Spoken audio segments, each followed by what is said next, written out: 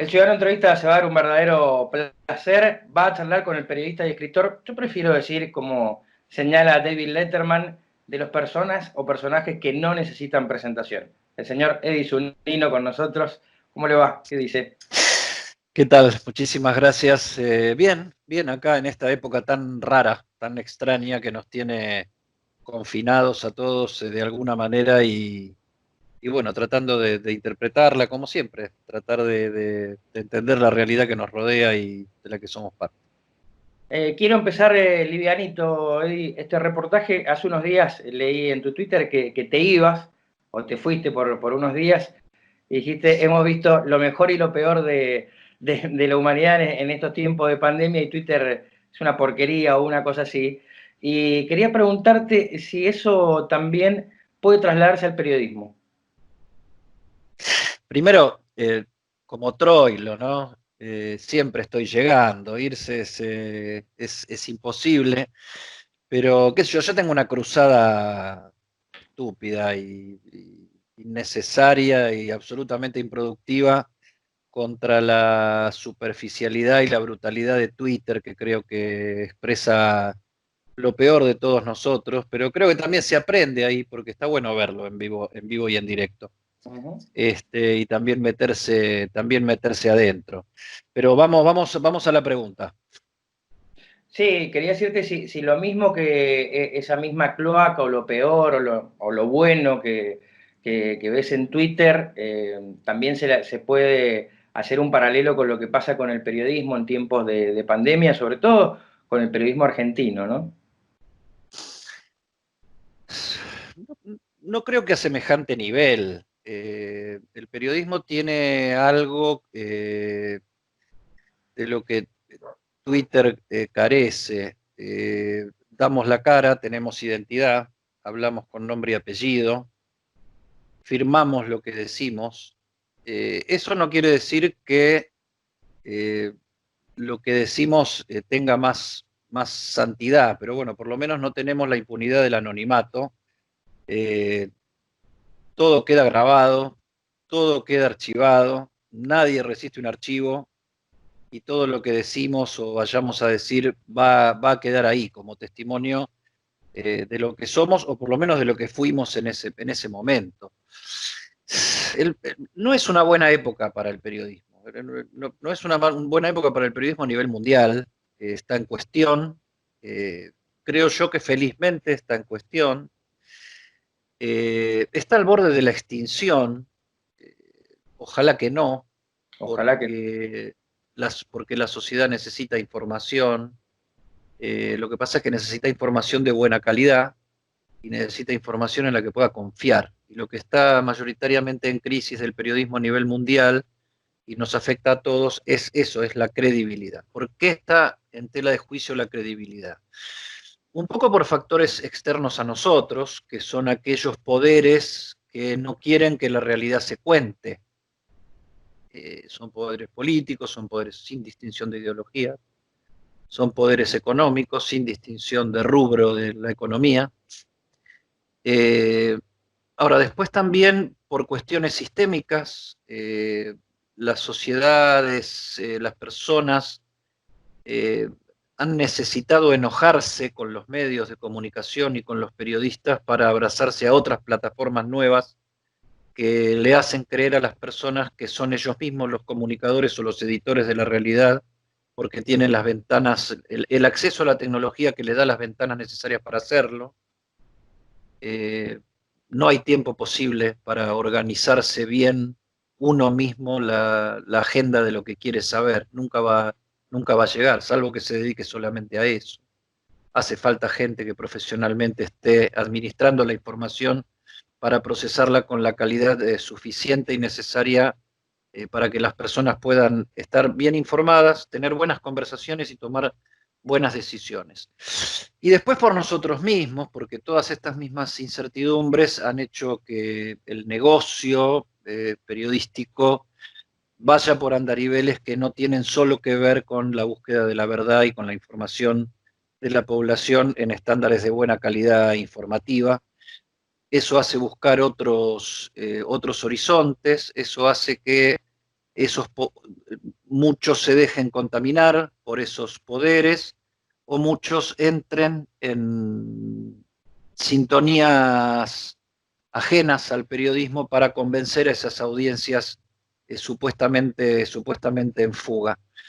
Y creo también que dentro de los vicios del propio periodismo está un problema que es absolutamente humano. Los periodistas somos personas, aunque no lo crean, eh, y tenemos los mismos defectos que tienen la mayoría de las personas, y que hay un poco o sea, el ego juega en contra, la, la necesidad de autosatisfacción juega en contra, y eso ha hecho que por toda una mezcla de estas cosas muchas veces los medios hayan dejado de narrar las cosas que le estaban sucediendo realmente a las sociedades y a las personas. Sabina, el diario no hablaba de ti, en el diario no hablaban de ti. Y hay nuevas generaciones que encima encontraron tecnología que les hace creer que son libres, como si Google y Facebook no existieran y no manipularan. Pero bueno, en todas esas circunstancias, o sea, yo creo que todo es mucho más complejo que si está bien o está mal. Pero sí, no es una buena época para el periodismo. Eddie, y también quiero preguntarte si en esa no buena época para el periodismo también se puede englobar a los otros actores. Por ejemplo, hablemos un poco de la política. Digo, los funcionarios también empezaron a prestarse el juego de las empresas de los medios de comunicación, me parece también a la hora de elegir o a la hora de operar. Eso también cambió. Y si querés te traigo rápidamente por lo menos a un caso que a mí me genera eso, ¿no? Y coyuntural, como es el de Vicentín. No puede ser que haya tantas realidades posibles o tantas lecturas posibles, ¿no? Mm. Sí, a ver, la política. La política adoptó como propia la manera de comunicar de los medios de comunicación y del periodismo. O sea, hoy el político es más analista, comentarista e interpretador que generador de hechos de bien público.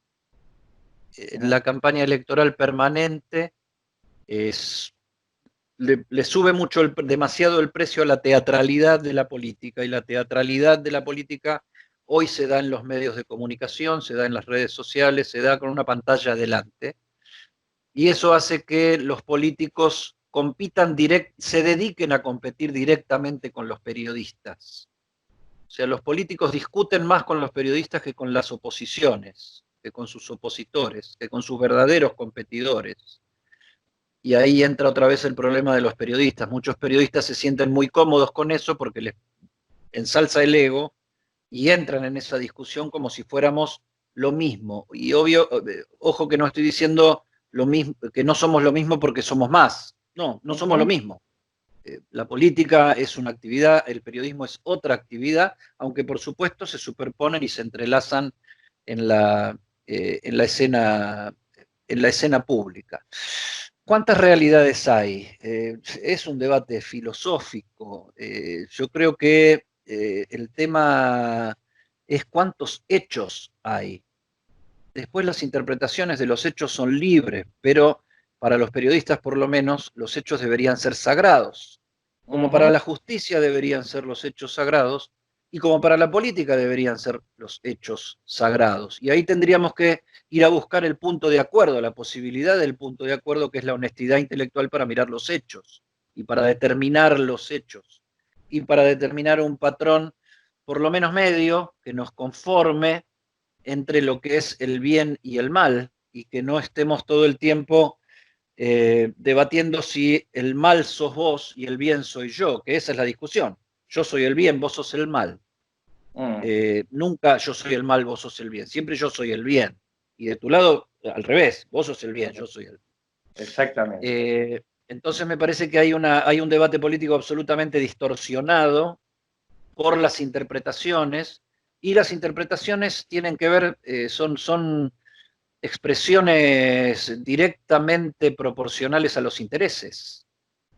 Entonces lo único que importa no son los hechos, sino los intereses. Si una sociedad funciona sin hechos y con intereses, eso no es una sociedad, es todo lo contrario. Y en eso está la política. Te lo pregunto entonces en esos términos que vos has planteado. Según los hechos, para vos, la intervención y futura o proyecto de expropiación de Vicentín, ¿es el bien o es el mal por parte del Estado? Bueno, la expropiación de Vicentín no es el hecho, porque todavía no ocurrió. Ni Bueno, está claro, ni está claro en qué condiciones ocurriría, ni qué actores terminarían participando de esa eventualidad, que hoy es más como que es más que una espada de Damocles, es una metáfora, es una amenaza, es una no realidad que dicha por quien la dice es posible que sea realidad, entonces es amenazante, ¿sí? Ahora, lo real es que Vicentín se convirtió en un despropósito con ayuda del Estado o con ayuda de quienes en determinados momentos manejaron el Estado. O sea, Vicentín se convirtió en un deudor múltiple del Estado, o sea, de todos los argentinos, y ahí está después la honestidad de los otros, ¿no? Vamos a gastar en la expropiación de Vicentín la plata de todos los argentinos. ¿Por qué los que se preguntan eso no se preguntan cuánta plata ya perdió eventualmente el Estado argentino prestándosela a un deudor incobrable? Si nos interesa la plata, que nos interese todo el tiempo. Si el argumento es de la plata de todos los argentinos, que sea todo el tiempo. O sea, seamos honestos en la interpretación de los hechos y busquemos soluciones consensuadas para resolver los hechos. Porque se supone que a todos nos importa el sujeto Vicentín. ¿Qué es el sujeto Vicentín? Una empresa que da miles de puestos de trabajo, una empresa que produce toneladas de alimentos y sus derivados en distintas versiones, y que es de capitales nacionales, y que tiene un peso regional muy importante. Entonces, ¿queremos mantener Vicentín? Sí. ¿Cómo la queremos mantener? Como una entidad en la que prevalezcan todas estas cosas que yo enumeraba recién, o que exista solo para que exista, y que eso la convierta en una empresa que se mueva con los vientos que definen Dreyfus o Cargill o alguna otra productora extranjera de la Argentina. ¿Pero qué te molesta que los extranjeros inviertan en la Argentina? No, me molesta, como a cualquier país serio del mundo, no porque la Argentina sea serio, para construir un país serio, que los capitales nacionales y que las regulaciones dependan de lo que decidimos nosotros y no dependan de otros a los que no les podemos poner frenos y mañana deciden, por ejemplo, irse. Porque nosotros tenemos que seguir produciendo, tenemos que seguir teniendo fuentes de trabajo. Entonces me parece que la cuestión es los hechos. ¿Qué pasó con Vicentín? Acreditemos lo que pasó con Vicentín y ¿qué haremos con Vicentín? Sacándole dramatismo a las palabras, porque acá la palabra es una palabra y la herramienta es una herramienta. Acá le damos a las herramientas un valor ideológico tan fuerte. O sea, una pinza no es una ideología. O sea, una pinza te sirve o no te sirve para determinada operación. Si lo que tenés que hacer es un asado y una pinza no te sirve, salvo una pinza larga para acomodar las brasas. Ahora, si tenés que extraer un clavo o sacarte una muela, bueno, es la pinza la herramienta, pero ya tenés dos pinzas distintas que las va a operar un experto de talentos y de cualidades distintas. O sea, no nos asustemos tanto con la expropiación es Chávez. No, Chávez expropió. La expropiación en la Argentina es más Onganía que Chávez. Es más Cacciatore que Chávez. Nosotros las expropiaciones más polémicas en la Argentina las hicieron los militares y ni siquiera las expropiaciones más polémicas fueron las últimas, YPF y Aerolíneas Argentinas. No es así, porque fueron hechas a la luz del día, fueron hechas mal o bien en democracia. Entonces, Sí, claro. determinemos los hechos, pongámonos de acuerdo con los hechos, qué es lo que pasó, qué es lo que pasa, y tratemos de resolver en función de los hechos reales y concretos, y no de las fascinaciones que nos ponen en un lugar o en otro en la competencia a futuro, para quedarnos con Vicentín o para ganar las elecciones. Y además esa expropiación después se deberá cumplir con el circuito democrático, si es que se lleva adelante, que es pasar por el Congreso y por el Senado, ¿no? Además, Eh, además, eh, poca cosa, además, Poca cosa. va a funcionar en los mecanismos de la democracia, imperfectos, imperfectos, berretas, como hemos consensuado hacerlo casi todo en la Argentina, pero democráticos, y solo que nos queda mejorarlos, no perderlos, mejorarlos. Ujú. Pero sí, sí hay que decir que en una de las cámaras, en senadores no tendría problema el oficialismo si quiere, pero en diputados no le alcanza y se va a tener que discutir sí o sí. Por lo cual, como decís vos, berretas, mejorables, perfectibles, pero son mecanismos democráticos. Y quiero preguntarte acá, más allá de lo estrictamente vicentín, porque uno podría abrir muchas preguntas y decir, bueno, ¿a cuántos argentinos nos importaba antes de que Alberto Fernández hablara hace 2 lunes atrás de Vicentín, qué es lo que pasaba con esa empresa, ¿no? Y ahora parece ser un tema nacional. Quiero preguntarte por el rol de la oposición en la pandemia. ¿Cómo los ves? ¿Sos de los que piensan que en un principio estuvieron bien y todos embanderados detrás del presidente y apenas vieron una ventanita empezaron a hacer política en televisión? A ver, yo creo que política hizo el oficialismo e hizo la oposición, incluso con la pandemia. Ahora, nosotros estamos ante una posibilidad histórica. No suelo abusar de este término, no lo uso nunca, porque creo que la historia es lo que ya pasó, de ver el momento que nos toca vivir con la suficiente claridad de que es posible cambiar la manera de hacer las cosas. Tenemos un problema concreto que sabemos de qué se trata, pero no sabemos cómo se resuelve. Pero sí sabemos cómo se lo transita. Y en eso, quienes están gobernando, siendo oficialistas o opositores del signo que fueran, coincidieron en las estrategias y en los métodos para enfrentar esas situaciones. Y yo no diría acá que acompañaron al presidente. Yo diría que acordaron el presidente y los otros un curso de acción. Porque entre los del presidente no son todos iguales, entre los otros no son todos iguales, pero todos tuvieron una misma actitud de plantarse frente a un problema concreto con la decisión de concordar de qué manera se enfrentaba ese problema concreto, los hechos. Con la ventaja de que la modernidad y la tecnología nos permitió ver anticipadamente los hechos en otras realidades, ver cómo procedían los hechos y darnos algo de razonamiento científico para encarar los hechos.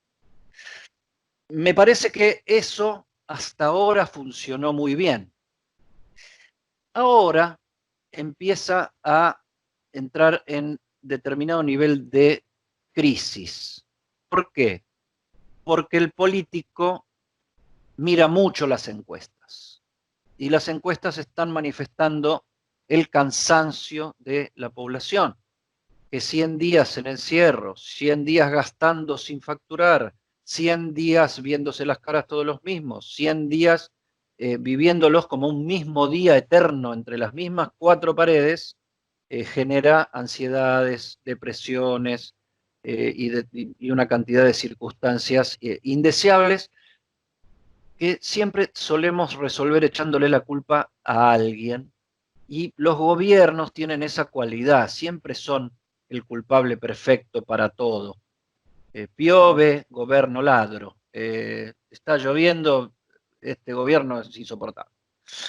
Eh, Eso es ancestral, eso está, o sea, la necesidad de que otro con más poder sea el culpable de lo que me pasa, que aparte me está pasando solo a mí, Claro. Es un funcionamiento muy humano, autodefensivo, animal.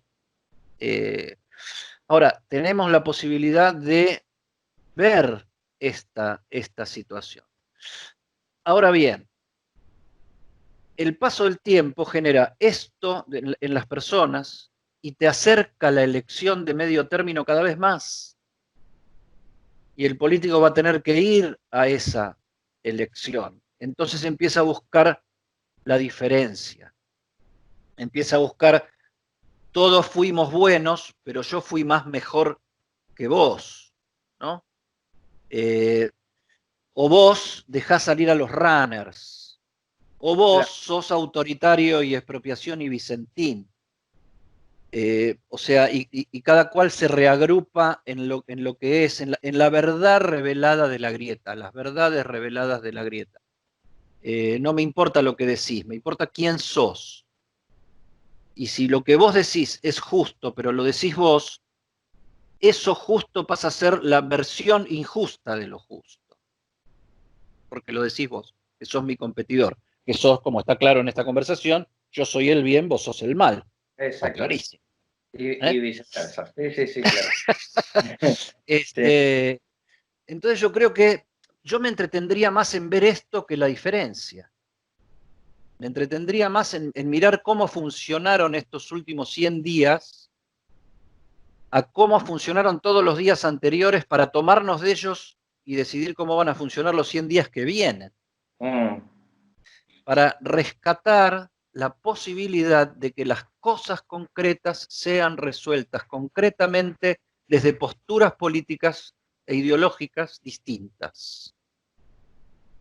O sea, Gerardo, esto no es solamente Rodríguez Larreta, es Gerardo Morales, es el Roby Suárez, es el gobernador de Corrientes, es dentro del peronismo los más conservadores, los más populistas, los kirchneristas o los no kirchneristas. O sea, acá hay una ensalada de intereses que pudo coincidir en una manera de enfrentar una situación concreta, con errores, con claroscuros, con cansancios, con dificultades, con confusiones. Obviamente, la realidad es eso. La realidad es eso. Pero se mostró que es posible, por lo menos circunstancialmente. Entonces, ahí se planteaba, lo planteó puntualmente el jefe de gabinete, Cafiero, y dijo, cuando pase todo esto, vamos a tener que ponernos a discutir en serio un nuevo país. Y yo ahí planteaba, qué lástima este error, esta trampa que nos pone Santiago Cafiero. Porque lo urgente es discutir ese nuevo país. Y eso hay que hacerlo ahora. Hay que hacerlo cuando estamos calentitos y tibios en la comodidad de que podemos resolver los problemas importantes, trascendentes, masivos, mayoritarios, de una manera más o menos común, o por lo menos buena parte de los problemas. Porque después, ¿qué va a pasar después? Primero no sabemos, pero lo más probable es que nos haya ido mal. ¿Por qué? Porque esta pandemia está arruinando economías importantes.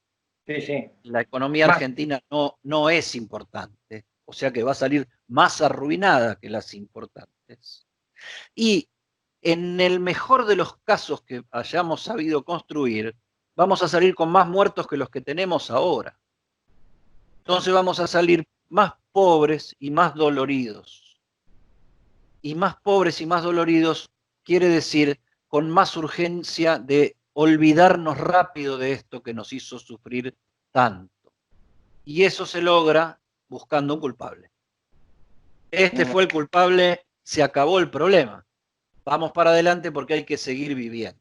Entonces, lo importante hay que resolverlo ahora, porque si no, vamos a ir en busca de un nuevo culpable, lo vamos a dejar en el pasado y vamos a ir otra vez a cometer los mismos errores. Yo, la verdad que admiro el optimismo con el que empezaste esta respuesta, que hablaste de la posibilidad histórica, ¿no? Como de sentar nuevas bases. Y mientras tanto, en tiempo de pandemia, apareció la denuncia de la AFI con las escuchas de Macri a propios, o el espionaje a propios de su gobierno y a periodistas. Películas que ya habíamos visto anteriormente cambiando el nombre de las figuritas. Y la verdad que si ves la justicia nada más, Eddie, si te pones a analizar, y te tuteo y lo hago más coloquial todavía la charla, eh, nada más que lo que pasa con la justicia y lo tiempista que es, ¿en serio crees que tenemos posibilidad de algo nuevo? La posibilidad está. Lo que es dudoso es la capacidad que tengamos. Eh, a ver, no hagamos lo mismo para buscar otra cosa. Si queremos buscar otra cosa, hagamos otra cosa, porque lo mismo ya lo hicimos. Ahora, ¿somos capaces de eso? Ah, no sé, eso no sé, pero que la posibilidad está y la posibilidad está. Por eso digo, miren ahora, hagan ahora, miremos ahora, hagamos ahora, porque después vamos a estar mirando otra cosa y vamos a tener la necesidad de hacer otra cosa. Y siempre nos vamos a poner a nosotros mismos en el centro.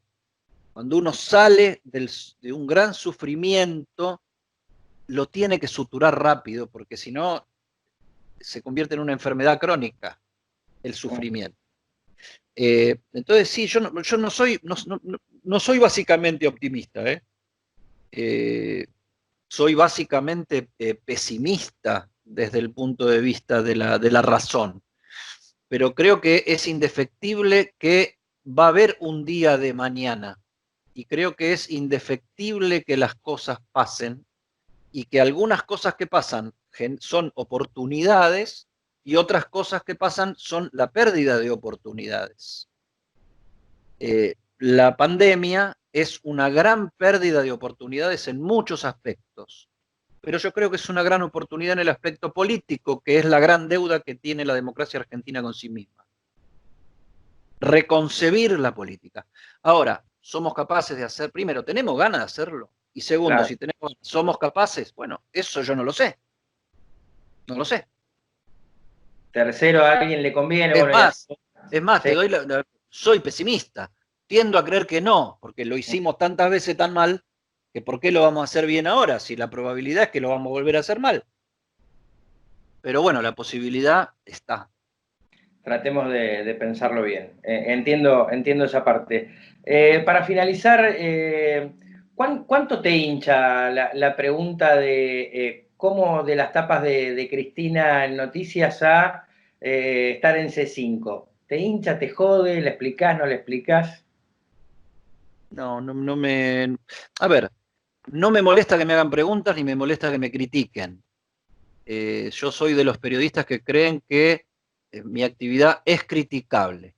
Y que si me critican no digo, la libertad de prensa. No, no, la libertad de prensa y de opinión es para mí, es para los demás, es para el otro. ¿Por qué un presidente no puede discutir conmigo? ¿Porque es presidente y yo no lo soy? No, Claro. lo que no debería hacer es espiarme, lo que no debería hacer es mandarme preso sin pruebas y sin razón, insultarme, descalificarme, tratarme mal, digamos, pero discutir, contraponer puntos de vista. A ver, Hasta, bueno, Yo creo que Cristina Kirchner eh, sigue siendo el cuadro político más brillante que tiene la República Argentina. Hasta lo lamento, pero no veo otro que le llegue que le llegue a las pantorrillas, digamos, porque los talones son de Aquiles y las pantorrillas son más femeninas. Ahora bien, ¿eso quiere decir que Cristina y el kirchnerismo no han hecho trampas? Y sí, también lo lamento, pero hicieron trampas, hicieron trampas.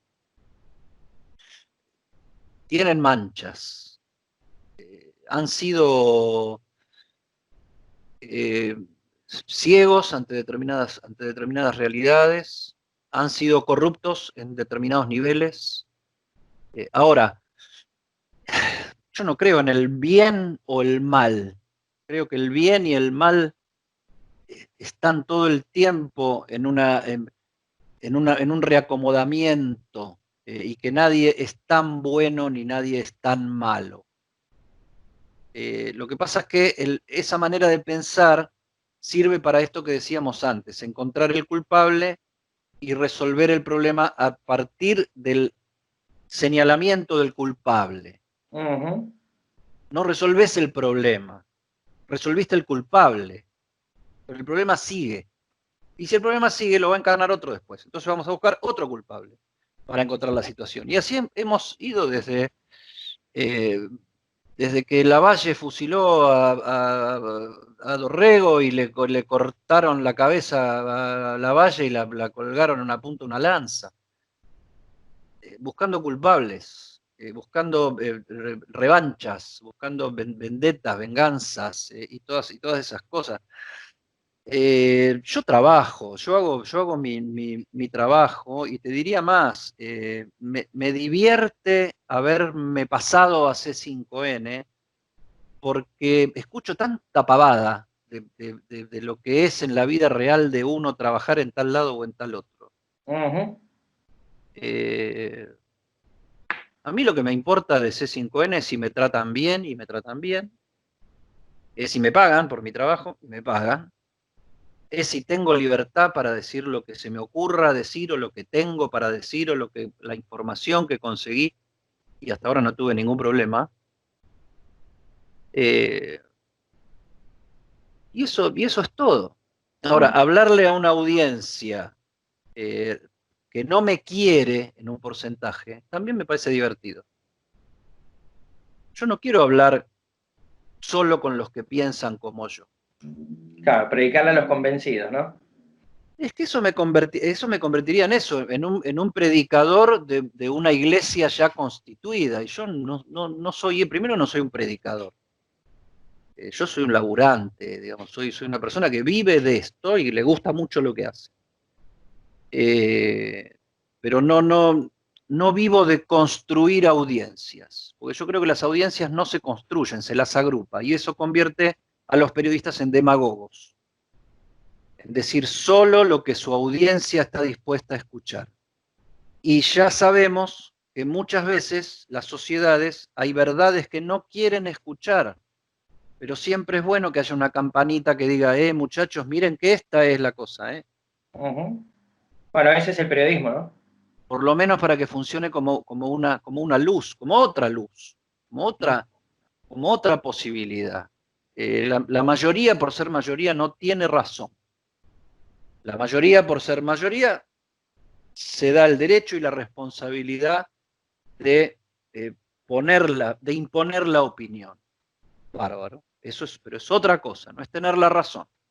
Mm, claro que sí. Eddie, la última de decirte que he disfrutado plenamente esta charla y escucharte. Para los que te hemos leído, ¿cuándo se viene el quinto libro? Qué sé yo, es tan complicado ser escritor mientras se tienen tareas periodísticas en más de un medio aparte y en Ujú. más de una plataforma y en esta época de tanta reconversión y de tanta necesidad de las empresas periodísticas y de los periodistas de reconfigurarse a lo digital, a lo audiovisual, a lo auditivo, a lo escrito, a lo casi ficcional. La verdad es que la segunda parte de Locos de Amor, Odio y Fracaso la tengo, pero la tengo redactada en la cabeza. Tendría que irla grabando y creo que ya tendría el esqueleto, pero es una cuestión de tiempo y de fatiga y de que siempre pasan cosas para no meterse. Podrías decir, bueno, pero ahora la pandemia quedándose en casa Se es un labura buen más. momento. Se trabaja más, Se trabaja se más. trabaja más porque, eh, bueno, primero supongo que hay una cuestión de culpa judeo-cristiana ahí, ¿no? Que uno no está yendo a la fábrica, entonces tiene que demostrar que trabaja. Sí, puede ser. Eh, pero también existe la tecnología y existe la posibilidad Y existe la buena leche, que es que no te voy a contestar porque no estoy en el horario de trabajo, si hace 2 meses que no nos vemos. Sí, te contesto igual. Porque lo que tiene el trabajo nuestro es que tiene mucha conversación, o sea, es de mucha charla. Entonces que no vamos a charlar porque es trabajo. Claro, Sí. Aparte, periodistas es todos los días, todo el tiempo. sí. No te Es pones así. el traje y te lo sacas, sos o no sos, ¿no? Y llega un punto que sí, hay que saber manejarlo también para no enloquecer. Este, yo tuve una cuarentena que te la volvió a decir, ¿no? Bastante brava, me pasó de todo en la cuarentena. Eh, pero, pero sí, administrándolo bien, y aparte me parece que es así, mucho más hoy cuando todo está en una, o sea, los periodistas estamos peleando por la supervivencia del oficio y de la profesión y de las empresas. Eso es lo que está ocurriendo, y eso nos pone en una tirantez permanente con todas estas cosas, entre ellas el tiempo que le dedicamos al trabajo. Ni más ni menos, me parece buena esa reflexión final. Eddie, muchísimas gracias por esta charla, tripliqué el tiempo pedido y solicitado, así que muchas gracias. Gracias a vos, un abrazo muy fuerte. Que estés muy bien, Eddie, un placer.